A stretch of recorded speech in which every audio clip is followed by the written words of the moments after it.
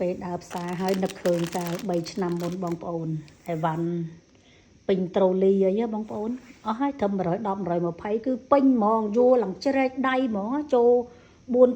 5ស្បោងហ្នឹងអាស្បោងខូលឬក៏អាស្បោងយើងធំផ្លាស្ទិកណា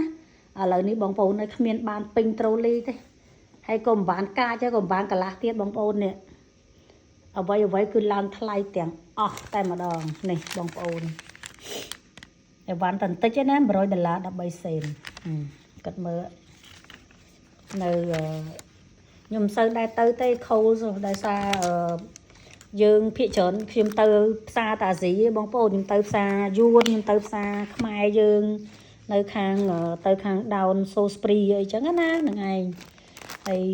តែទៅផ្សារខ្មែរហ្នឹងមួយអាទិត្យពីរអាទិត្យបើខ្ញុំទៅម្ដងតែភាគច្រើនយើងទៅផ្សារយួននៅចិត្តហ្នឹងចឹងទៅប៉ុន្តែវាមានម្ហូបខ្លះក៏ធូរថ្លៃដែរឥឡូវមិនមែនថាតែម្ហូបអាស៊ីថ្លៃទេណាឥឡូវនេះផ្សារអូស្ត្រាលីនេះផ្សារខូលក៏ថ្លៃដែរនេះឡើងថ្លៃទាំងអស់តែម្ដង